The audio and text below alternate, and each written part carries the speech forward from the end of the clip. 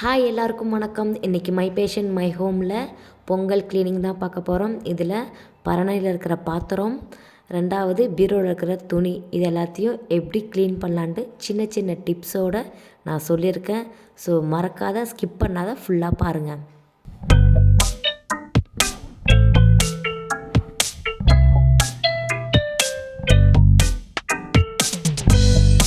First நம்ம water டேங்கை fill பண்ணி வச்சுக்கணும். இப்போ பார்த்தீங்கன்னா மேலே பரணையில் பாத்திரம் இருக்குது. நான் தான் க்ளீன் பண்ண போகிறேன்.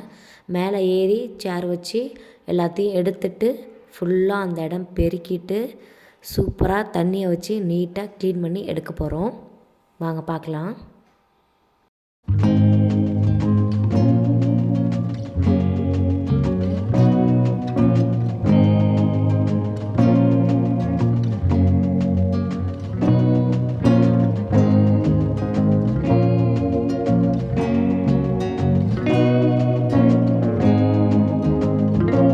இப்போ பார்த்தீங்கன்னா எல்லா பாத்திரமும் கீழே எடுத்து வச்சாச்சு. நான் வந்து சாதாரணமாக பெருக்கி ஈர துணியை வச்சு தான் க்ளீன் பண்ண போகிறேன். தண்ணி ஊற்றி கழுவ முடியாது, கீழே ப்ளக் பாயிண்ட் இருக்கிறதுனால. ரெண்டாவது, சோப்பு போட்டு பாத்திரத்தை விளக்காதீங்க. ஏன்னா நம்ம அதிகமான பாத்திரம் விளக்க போகிறதுனால அந்த சோப்பை நம்ம யூஸ் பண்ணி விளக்கும் போது ரெண்டு விஷயம் இருக்குது. ஒன்று பார்த்திங்கன்னா அதிகமான நேரம் எடுத்துக்கும். ரெண்டாவது, அதிகமான பாத்திரம் இருக்கிறதுனால ஒரு பாத்திரத்தை விளக்கிட்டு இன்னொரு பாத்திரத்தை வந்து நம்ம அதுக்குள்ளே கழுவும் போது பவுடர் மாதிரி ஃபார்ம் ஆகிடும். ஸோ ரெண்டு விஷயம் இருக்குது.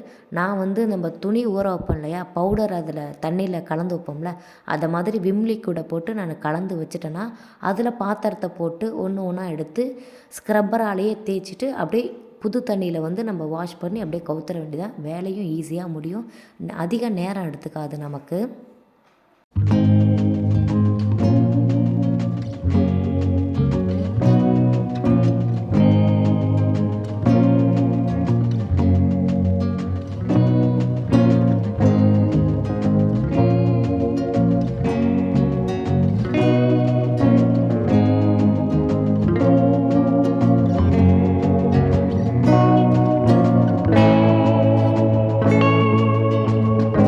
இப்போ நீட்டாக க்ளீன் பண்ணியாச்சு. தண்ணியெல்லாம் ஃபுல்லாக காஞ்சதும் எடுத்துருந்து வச்சு சின்ன சின்ன பாத்திரங்களை வந்து காட்டன் பாக்ஸில் வச்சுட்டு பெரிய பாத்திரங்களை வந்து அந்த வட்டா முறுக்கு பானை சொல்லுவாங்க இல்லையா, அதில் வந்து அந்த பெரிய பெரிய பாத்திரங்களை வச்சு நம்ம க்ளோஸ் பண்ணி மேலே ஸ்லாப்பில் வைக்க போகிறோம். வச்சுட்டு அது மேலே வந்து நம்ம ரேஷன் கடையில் கொடுக்குற சாரீ இல்லை பழைய சாரீ வேஷ்டி எது இருந்தாலும் ஓகே தான், அதை வந்து அது மேலே போட்டு வைக்க போகிறோம். புழுதி தூசு எதுவும் அண்டாமல் இருக்கிறதுக்கு. இந்த மாதிரி சில இதில் வந்து டம்ளரு சின்ன சின்ன பிளேட்ஸில் அது மாதிரிலாம் ஈரம் தங்கி இருந்துச்சுன்னா துணியை வச்சு நல்லா நீட்டாக தொடச்சிட்டு உள்ள பாக்ஸில் போட்டு வச்சுக்க வேண்டியதான். ஏன் பாக்ஸில் போட்டு வைக்கிறோம் அப்படின்னா, இடம் வந்து நம்மளுக்கு அதிக அளவு வந்து சேவ் ஆகும். ஃபஸ்ட்டு நான் க்ளீன் பண்ணுறதுக்கு முன்னாடி வீடியோ பார்த்துருப்பீங்க. அந்த பரனில் எப்படி அந்த சாக்கில் பேப்பரில் எப்படி கட்டி போட்டிருந்தது, எவ்வளோ இடம் வேஸ்ட்டாக இருந்துச்சுன்னு. இந்த மாதிரி காட்டன் பாக்ஸு கண்டிப்பாக வீட்டில் இருக்கும். இல்லைனாலும் நீங்கள் வந்து மளிகை ஸ்டோரில் போய் கேட்டிங்கனாலும் ஃப்ரீயாகவே தருவாங்க அந்த மாதிரி காட்டன் பாக்ஸு. அதில் வந்து சின்ன சின்ன பாத்திரத்தை வந்து நம்ம ஸ்டோர் பண்ணி அதை வந்து ஓப்பன் ஆகாத மாதிரி நம்ம கட்டி மேலே இப்போ ஸ்லாப்பில் வச்சுட்டோம்னா இடம் சேவ் ஆகும். ரெண்டாவது, எந்தெந்த பாத்திரம் எதுக்குள்ளே இருக்குது, ஏதாவது ஒரு ஃபங்க்ஷன் வந்து நம்ம எடுக்கிறப்போ அதுவும் கொஞ்சம் ஈஸியாக இருக்கும்.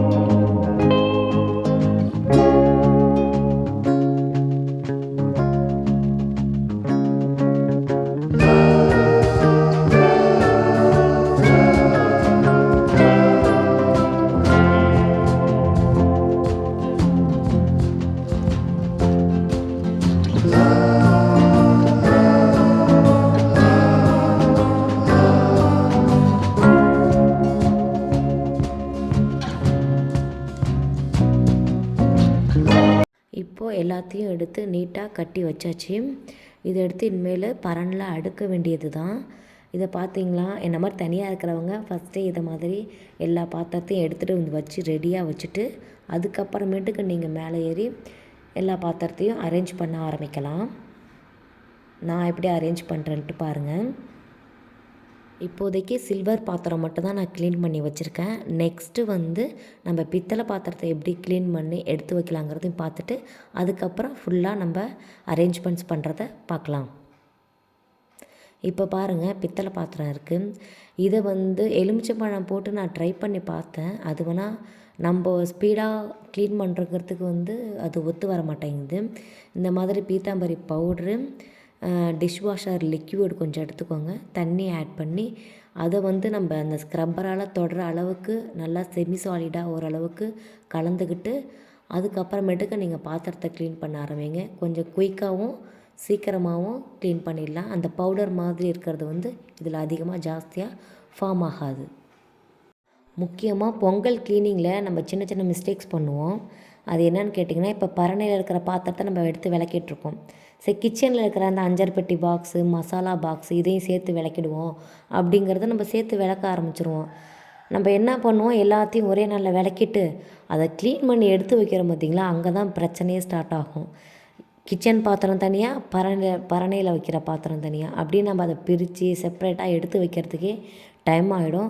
ஸோ ஒவ்வொரு நாள் ஒவ்வொரு இடத்த க்ளீன் பண்ணுங்கள் போதும். இன்றைக்கி துணி அலசி போடுங்க, நாளைக்கு பாத்திரத்தை விளக்குங்க. நான் பித்தளை பாத்திரமே ஃபஸ்ட்டு நாள் வந்தால் சில்வர் பாத்திரம், 2வது நாள் தான் நான் பித்தளை பாத்திரமே விளக்குனேன். ஏன்னா பாப்பா கையில் இருக்கிறதுனால என்னால் எல்லா வேலையும் ஒரே நாள்லேயே செய்ய முடியாது. செப்ரேட் பண்ணி அதுக்குன்னு ஒரு டைம் டேபிள் கூட நம்ம போட்டுக்கலாம். ஒரு நாளைக்கு துணி, ஒரு நாளைக்கு பாத்திரம், ஒரு நாளைக்கு கிச்சன், ஒரு நாளைக்கு பூஜை ரூம், அது மாதிரி செப்ரேட் பண்ணி நம்ம டைம் டேபிள் மாதிரி கூட போட்டுக்கிட்டு நம்ம வேலையை செய்யலாம்.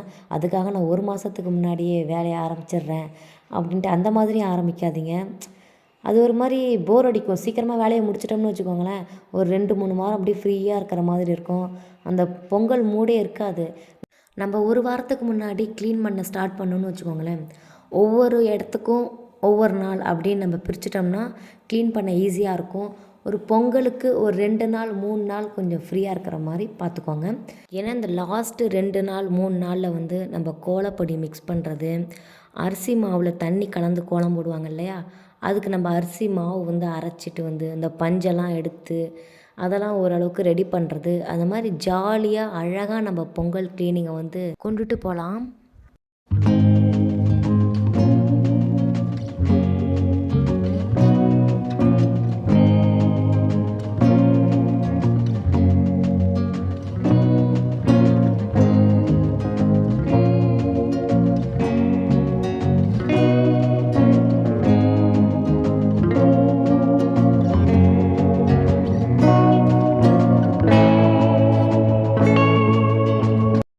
இப்போது இதை சுத்தமாக விளக்கி கவுத்து வச்சாச்சு. இதை வந்து தண்ணி வடிஞ்சதும் எடுத்துகிட்டு வந்து வச்சு குத்து விளக்கெல்லாம் நான் ஒரு சாரீலாம் துணியை வச்சு தான் சுற்றி தான் எடுக்க போகிறேன். அந்த சின்ன குத்து விளக்கு வந்து இப்போ பொங்கலுக்காக நான் வெளியவே எடுத்து வைக்க போகிறேன். இது எல்லாமே அரேஞ்ச்மெண்ட்ஸ் பண்ணி பித்தளை பாத்திரம் வந்து நம்ம ஜாஸ்தியாக யூஸ் பண்ண போகிறதில்ல. ஸோ இதை வந்து பின்னாடியோ இல்லை ஓரமாகவோ நம்ம அடுக்கிட்டு நம்ம அடிக்கடி எடுக்கிற அந்த பெரிய பாத்திரங்கள், ஃபங்க்ஷனுக்கு எடுக்கிற அந்த சின்ன சின்ன பாத்திரங்கள், கெஸ்ட்டு வரப்போ டம்ளரு அதெல்லாம் எடுக்கிறோம் இல்லையா, அதை வந்து ஃப்ரண்ட்லேயே வச்சுக்கணும். இந்த மாதிரி கரெக்டாக நம்ம ஒரு அளவுக்கு மைண்டில் செட் ஆகிற மாதிரி அவங்கவுங்க இடத்துக்கு தகுந்த மாதிரி அடுக்கி வச்சுக்கிட்டு அது மேலே வந்து அந்த பழைய துணி சொன்னேன் இல்லையா, அதை வந்து ஃபுல்லாக எந்த ஒரு தூசும் அண்டாத மாதிரி நல்லா நீட்டாக போற்றி விட்டுருங்க. இப்படி தான். இப்போ எவ்வளோ இடம் பாருங்கள், ஃப்ரண்ட்டில் அவ்வளோ இடம் ஃப்ரீயாக இருக்குது. அடுத்து துணி சுத்தம் பண்ணுறதை பார்க்க போகிறோம். நம்ம நார்மலாக பீரோ இல்லை நம்ம ஆல்ரெடி துவைச்சி வச்சுருக்க துணியை கூட கிராமத்தில் அலசி போடுவாங்க. இதில் பார்த்திங்கன்னா நம்ம எந்த ஒரு ஃபேப்ரிக் கண்டிஷ்னரோ இல்லை பவுடரோ எதுவும் போடாமல் முதல்ல நார்மல் வாட்டரில் அலசி எடுத்துக்கோங்க.